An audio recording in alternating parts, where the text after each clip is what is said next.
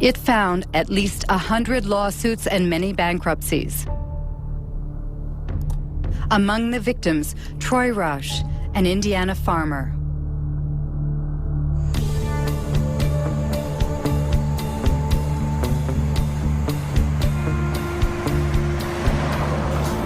Our story starts back in 1999. A gentleman, and I use that term loosely, showed up at my mother and father's farm, and he claimed to be a private investigator hired by Monsanto. And he was out investigating farmers saving their own seed, and asked us, he came right out and asked us if we'd saved their seed.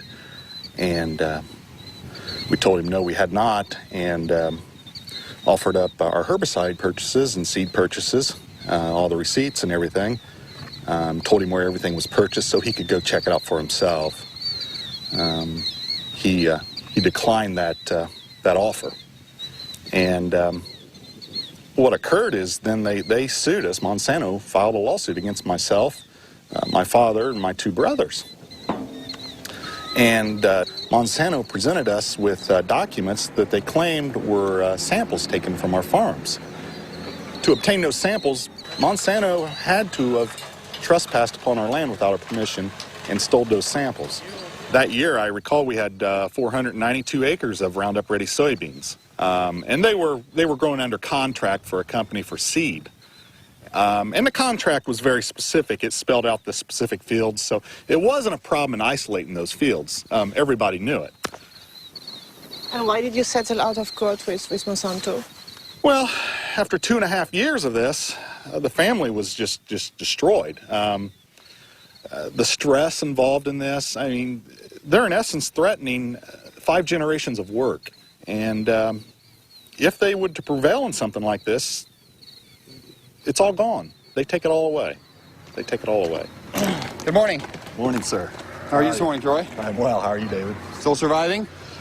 Good. Troy Roush and David Runyon grow conventional soybeans. They have been victims of the so-called gene police. Created by Monsanto to enforce its law in the fields, the gene police sow fear in rural America, where farmers denounce the totalitarian methods used in a GMO-dominated world. I have some pictures here for you, Troy, I'd like you to look at. Okay. Here's what I have done, Troy, to help prevent re-entry on my farm of anyone coming onto my farm. It was in July of 2003, and they came, it was the latter part of July, they came to my house. It was like 7 p.m. Who came? Monsanto employees. And they presented me a business card. And they asked me a few questions about the kind of soybeans I plant, the kind of corn I plant, where I market my crops, and so I said, okay, that's the end of the conversation. Yeah, patents have changed. They've changed everything. It revolves with a relationship of trust with neighbors. That is gone. Myself, I probably only have 2 farmers that I talk to that are close to me. Are they really afraid, the farmers? Of course they're afraid. You can't defend yourself against these people. They've created a little industry that serves no other purpose than to wreck farmers' lives. Of course they're afraid. Does it mean that you're afraid, for instance, that the neighbor can snitch on you?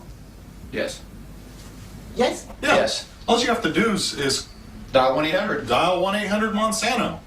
Or no, I'm sorry, 1-800 Roundup. I remember encouraging farmers to call this toll-free number and turn their neighbor in. And why does Monsanto do that?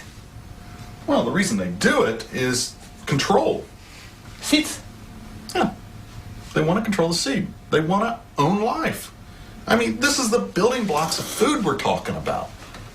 They are in the process of owning food. All food. Between 1995 and 2005, Monsanto acquired over 50 seed companies throughout the world.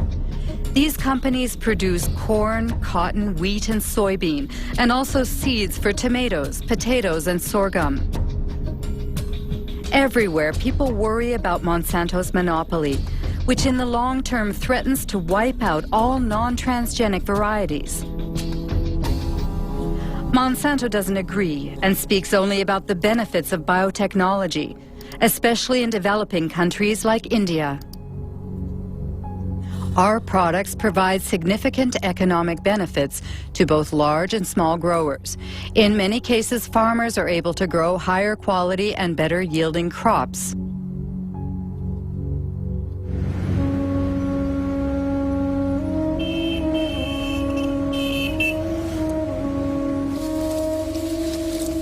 India is the world's third largest cotton producer. In 1999, Monsanto acquired Mahiko, the country's leading seed company. 2 years later, the Indian government authorized the sale of BT cotton under the brand name Bolgard.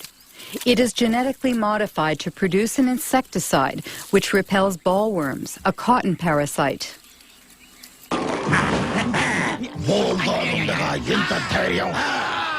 బోల్గాడ్తో రాత్రి పగలు రక్షణ చూసారా బోల్గాడ్ శక్తి యొక్క వాగ్దానం spray తక్కువ లాభం ఎక్కువ బోల్గాడ్ ప్రతి విత్తనాలు కాయదులుచు పురుగులతో పోరాడే శక్తి.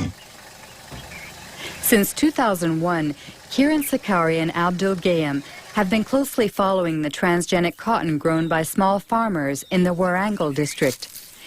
Every year, the two agronomists publish a report comparing bioengineered cotton with conventional cotton in terms of yields and production costs. In 2006, the harvest was ravaged by a disease that affects transgenic cotton. This is a Bolgard field. We can see some of the rhizoctonia affected plants. You see, if you remove the bark of a healthy plant, it won't be like this, like threads. See, it's a classic example of rhizoctonia infestation. The farmers, they have never seen that. And when we were doing our study from 2001, we have noted this disease on very few samples in the BT cotton only. And as the time passed, the spread was seen more and more in the BT fields as well as some non-BT fields also. But I personally feel that there might be some interaction, undesirable interaction between the host plant where the gene was introduced and the gene which is carrying the BT. And that has introduced the weakness in the plant to not to resist this rhizoctonia. I have seen the website of the Monsanto. BT cotton reduces 78% of the pesticide reduction and pesticide consumption, and it gives you 30% better yields. But it's an utter flop. After 90 days, invariably you have to spray for bollworms, even on the BT cotton. How do you explain that so many farmers are buying BT seeds? See, presently the option is is getting narrower and narrower to the farmer. During the current season, even farmer wanted to go for non-BT. There was no non-BT hybrid seed available in the market.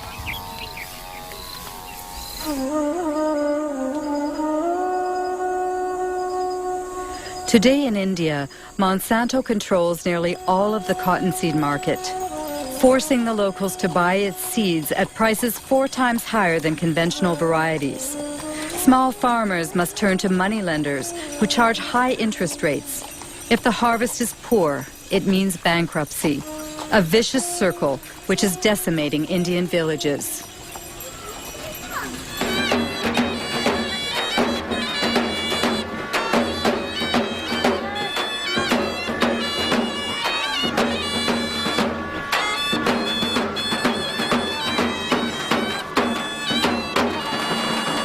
आज जी आपल्या इथं आत्महत्या झाली ती कशामुळे झाली?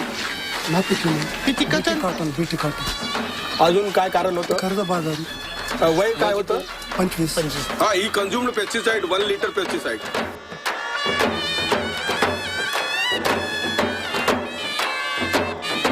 पहिलं decide आहे का? नाही. जगात किती झाली?